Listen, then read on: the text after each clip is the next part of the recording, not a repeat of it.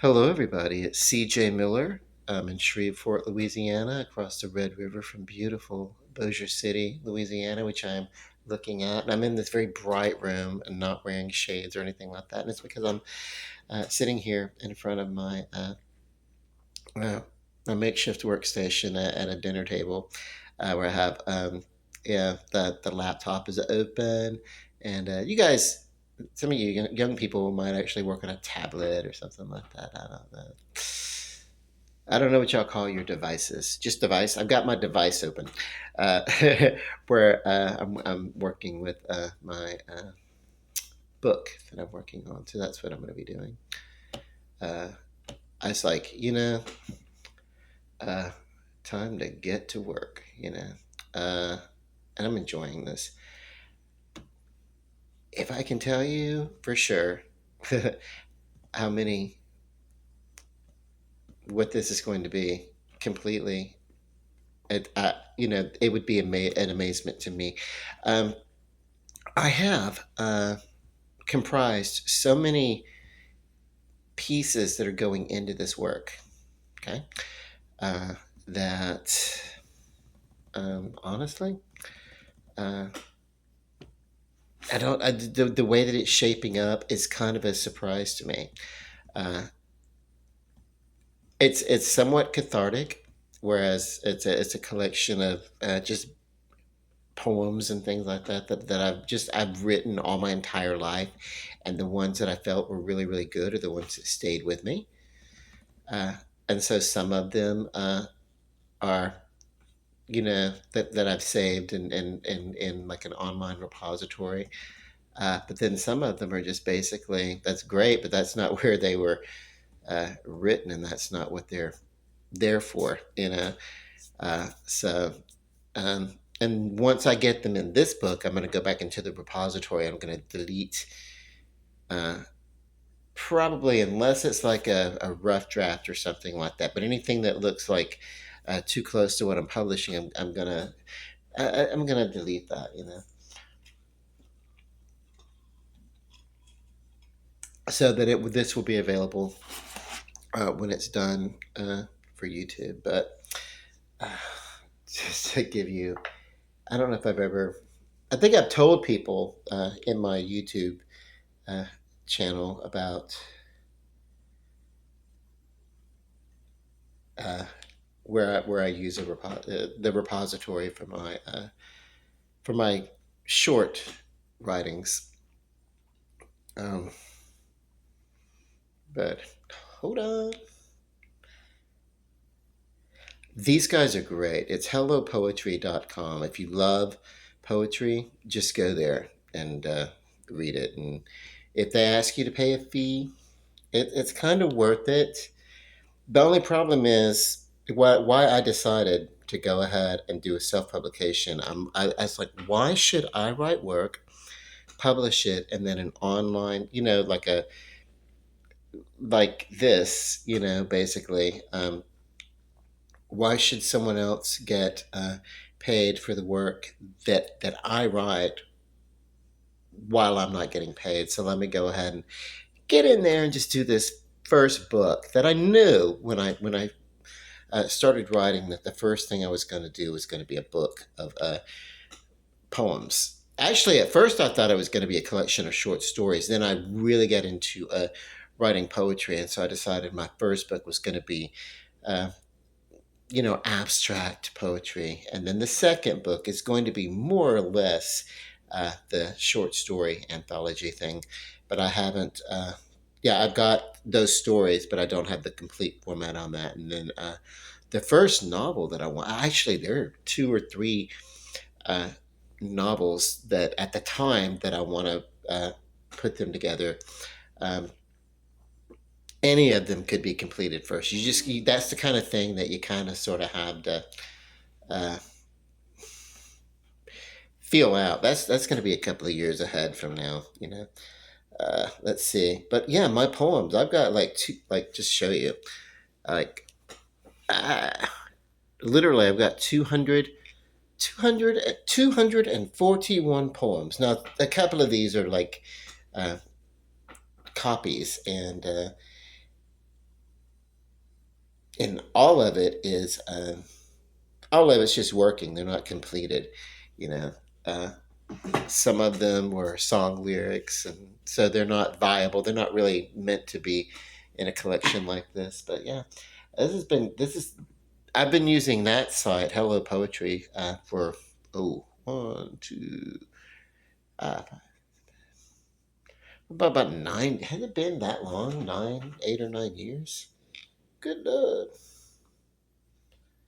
I do not know. I'm amazed.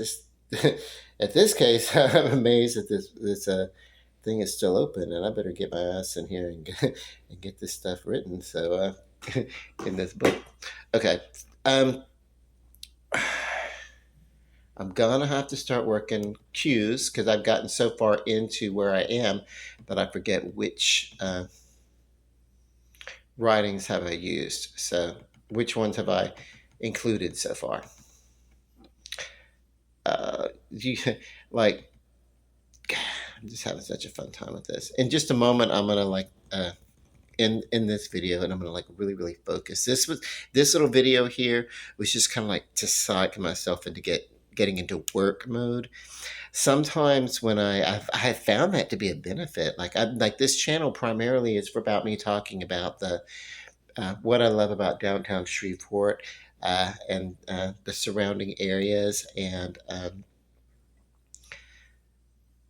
the whole art community that happens here, this whole undiscovered thing.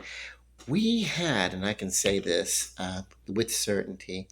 Now, I wasn't involved with the G Unit Studio. I do know that that it was a charity. Curtis Jackson has a G Unit charity organization. I don't know. I think it's going into funding I don't know. Let's see. May as well find out what it is. No sense in talking about a charitable event if I don't know what the charity is. But it was a music and harmony festival. It was really it really went over well. Everybody that was involved, uh, they were really happy with the results. Our city council met with a standing, not a standing. Was it a standing ovation? I know it was great applause. I'm trying to in the news. Did they have a standing ovation? I don't. But they certainly it met with applause and gratitude and thanks to everybody that was involved with it. And then um, Mr. Jackson was there. He issued a statement, just being really appreciative of the way it went down. All the venues sold out, even the after parties. The Red River District. I walked through there with a friend. I didn't stay, but because I didn't do any, I'm not. What basically, to be honest with you, I'm not going to sour grapes this thing. I probably would have went, except I have GeekCon coming up this coming weekend, and that's really where I want my money to go. I have to budget my things, my projects and my entertainment and everything. So, uh, and it just didn't fit the budget that I did like tickets at although for the tickets, and they were just over 150, depending upon where you were sitting and stuff like that. You could get tickets for a bill and a half, $150 easily, and the venue, all day long. Now, I don't know what that all encompasses. That was the ticket for the main venue, which they had in Municipal Auditorium. They were going to do this whole thing at the stadium, but the heat they decided was going to be too much. And by the way, I think moving it downtown really worked because ultimately the entire downtown area became a party up and down the main streets and everything. We had what they call the G Dome and all that kind of stuff. So we're looking at G Unit Charity charity event found. It's a G Unit Charity Foundation. Okay, so it is empowering youth in America's cities, and I'm down with that. You want to know why? I feel like if with positive empowerment, squelching senses of hopelessness. There are some communities where, there's just uh, like a generational poverty uh, that's been going on through community and community. And there's still some people that just never really get out of their communities, their neighborhood, that they're born, they live there, they hardly ever really do anything outside of that. And uh,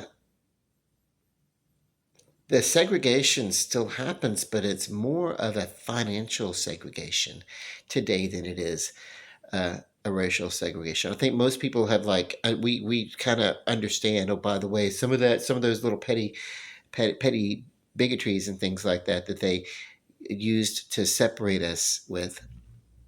It's not working. So the wool has been pulled off, and it really is about the uh, financial segregation. So this is let's see, the G Unit Foundation bifocals, right? Yeah, I'll hold it up here to use it, but I may as well just hold them up here and just read it.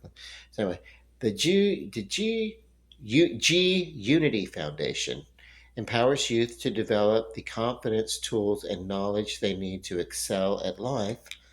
Founded by Curtis 50 Cent Jackson, G Unity supports and administers programs that foster conscious capitalism, as well as social and leadership skills for youth nationwide. Right? Uh,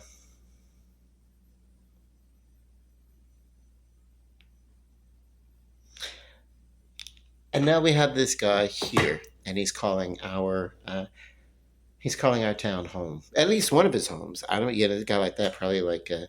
There's a few home cities or whatever. We're happy. We're happy for it. This Shreveport was great. We're great. The bottom line is that venue was a huge success, and 30,000 people uh, came to visit, Shreveport. Yeah, like that are not from here that came to Shreveport. So there's like the city accommodated 30,000 people elsewhere, from elsewhere. So let's see the typical Shreveport population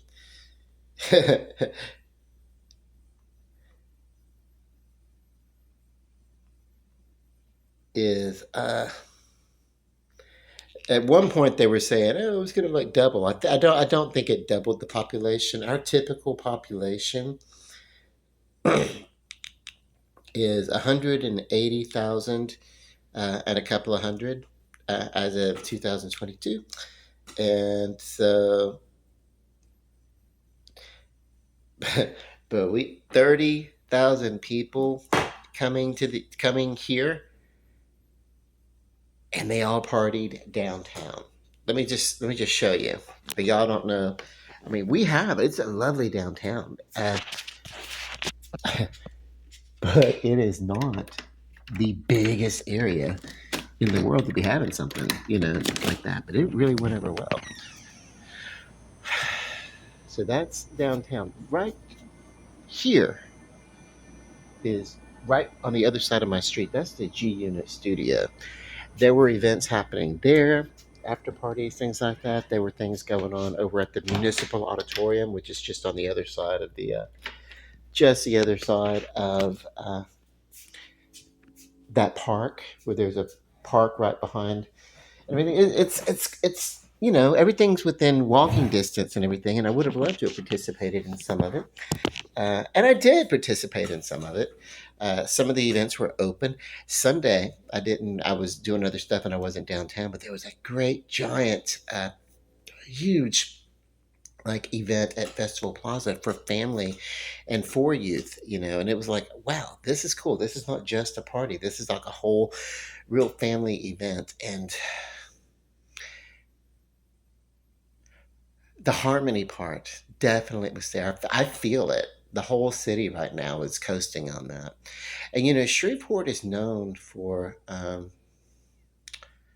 you know uh, in some parts uh, for you know domestic related gun violence and it's just what it doesn't not too much of that happens really downtown, but we do have some of those challenged neighborhoods where that happens, and we hear about it, and it makes things look bad for the whole city and really the whole solution on that, because it's hurting us financially. Anyone where you have any sort of issue, where you're an up and coming town and you want to increase and everything, but if you have a reputation of some any sort of unruliness or whatever, that's going to hurt you, And so the way to resolve that really is to get in there and find out uh, where the need is, and to apply care to resolve the need to stop all that. And so, yeah, that was cool. Um, Along with, so this wasn't just like 30,000 people in attendance. That's like, I don't know the total. I don't know the total in attendance. I do know that 30,000 people estimated uh, came to Shreveport from elsewhere, on top of the people that lived here that went to that event. And we're going to have very similar things, because we have a really huge convention center. So they had the G Dome that we had, and I showed pictures, and then right next to the G Dome was Stageworks. Now that got uh, both of those. They got sold out. Then there was I don't know. It was great. What was that? But anyway, that's cool. So that's why I loved living down here, and art and comic book, Comic Con, Geek Con next weekend. Let me stop. I want to get back to my. I'm going to take a quick peruse through what I have. Eh, let me see. Let's do a little processing. I went to this video that I posted of me kicking the bag and everything. It was just, I need redemption. Da, da, da, da. Posture, man. So, that's cool. Listen, believe it or not, I weighed in today at under 160 pounds. So, uh, I guess that posture just looked like tragic. Uh, I was like, oh my God, I'm kicking. And then I wasn't paying attention, and I went back and I looked. If I'd have seen my posture, my stomach and slumping and stuff like that there's no way. Except, I don't know. I thought my ass looked pretty good. So, like, oh, there. So anyway, yeah, I've been getting together with a friend of mine. We've been going to the gym, and at least twice a week. And I have on those, on those occasions, I have taken the time to not just work on uh, upper arm, or just work on what I try to do, like just a straight up full body kind of thing, And I think in general, when we go there, we spend a good hour and a half, sometimes 2 hours at the gym, and I think that's been important, because while I do go to a gym to have someone to work out with, I'm a much more motivated, because I don't know if I've ever told you guys, or if you guys haven't picked up on it. I think I'm a sweetheart. I think I'm a really nice guy. I really do. But I'm also an extremely competitive dude. Um, like, really. Very competitive. Uh, but so I'm gonna. I'll end with this. My friend, he does everything.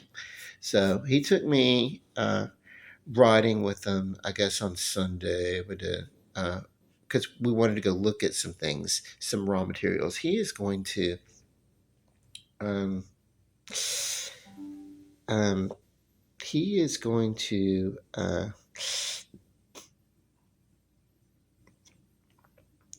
make a table. You've seen my rooms that have like a couple of small tables, and that seat between the two, they seat 10 people, and I like it. But we were talking, and it's like, it we could easily, that's what he said, easily construct a table, a long table, even in sections, a couple of sections that would accommodate 10 people, maybe even a couple more. But anyway, that's the goal, to at least sit 10 people around the table, um, because that's how many sets of aluminum dinnerware I have, which looks I think looks great. As like I set them out for chargers and things like that. So um, sometimes I'll serve food on them, but usually when people come over, I set them out as chargers and then remove them and set the plate that we're going to eat on. Like, don't etch up my vintage aluminum plate, no, But anyway, and bowls, plates and bowls, and I don't have cups or steins or anything like that. I need to get, even if they're a mix, you know, hodgepodge. I do need 10 aluminum uh, uh, cups to drink out of. Um, but anyway, never mind. We really spent a lot of time looking at, he and I worked together to conceive the table and everything like that, and that's kind of cool. So um, it's great, great. And then I will get the tables, and then I will still continue to use these chairs that I'm using uh, until I get um, enough chairs that will go around the table collectively, and then I'll trade out the chairs also. But that's kind of cool because a lot of times people come over, like you've seen, like I did videos of like Thanksgiving, and the year before I did Christmas and Thanksgiving here. And while we had a good time and there's food spread out and everything like that, it's kind of like the people were a little cramped around the table. And sometimes people were sitting, and that's fine too. I like that. I have this room starting from the kitchen where the living room begins. Uh, there's a reclining love seat, and then it wraps around the wall, the seat. And so that behind me, there's these gray couches, and then basically kind of wraps around to their seating in a long L-shaped formation, and then at the tables. And so there's plenty of I counted maybe sitting next to each other. I have counted that this apartment can accommodate about 35 people. Um, of mixed ages, and family, some families younger, stuff like that, but collectively 35 people comfortably. uh, I'm never really going to have 35 people over here at any given time. What's going to be cool about this is I will be able to not only have the holiday dinner that I like to do, but then I'm going to be able to um, schedule like dinner nights and things like that, and instead of like not dinner nights, game nights, and stuff like that. And what'll happen then? It will be like music in the background, whatever people want to listen to, and then like games, card games, cheeky little fun adult humor games, that kind of stuff. Um, because I really do want mostly and a safe haven and a lovely place to call my own. We want that, but then to entertain, we want people to feel comfortable and happy when they come to visit, and that's kind of cool. There's actually enough sleeping space here. I could have like a slumber party and have people just come over and spend the night and stuff like that. And and which is kind of cool because I am in recovery, and early in my recovery, when I did, uh, when I first started getting clean, what it is, we would have people like somebody, they'd be like, well, why don't we just have like a sleepover, and sometimes they do it at the venue where we have our meetings, and sometimes somebody would host it or something like that, and it would basically just be like people just like kind of coming over and just hanging out and camping out where they want to and stuff like that. And then in the morning everybody would just leave, but it was like, kind of a cool thing. It was great for that was when you are in a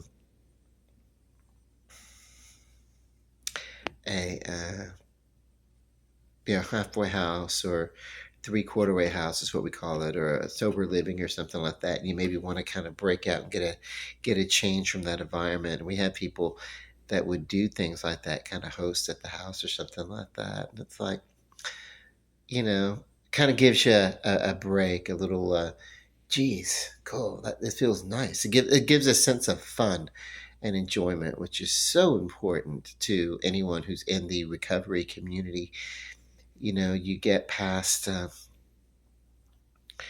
the withdrawals and everything that happens with the substance abuse. You have to go through the withdrawal, and then after that, you have this whole like almost an existential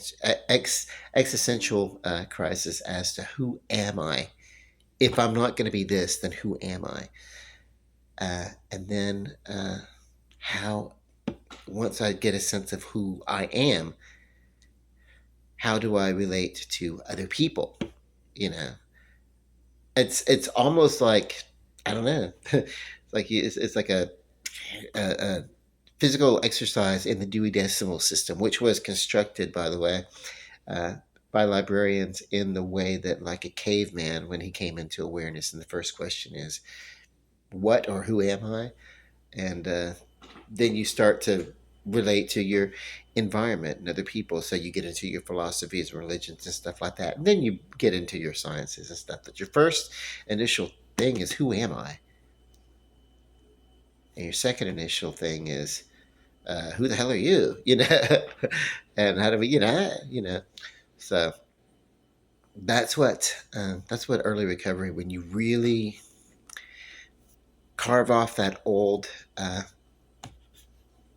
um, experience of addiction, and you really are embracing newness. You know, and that's why uh, exemplifying, getting together and having like chips and salsa after a meeting or something, like, there's a little bit of a socialization. It's good for the group experience, and it's good for some individuals, and even those of us who have been around for a while, it's good for us too. But yeah, I try to be careful not to talk too much about like 12-step recovery, especially by name of fellowship or whatever, for like uh, anonymity, Like, what if I'm like a terrible example of like, like, because I go to concerts and clubs and stuff like that, but I've been at this for like a zillion years. And one of the things that's important about anonymity, I just say that what I do, I'm not a spokesperson for any sort of anything like that in particular, and I just kind of do me. But it's really important, maybe, to not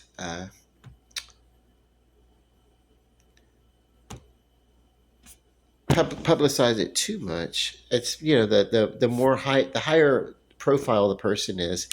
If they fall, it could look bad, and you know it's kind of like when you have like you know criminal violence in your town, in your hometown, and that's what gets the headlines, uh, and not so much all the good things that had to offer, because that your place has to offer, because it's being overshadowed.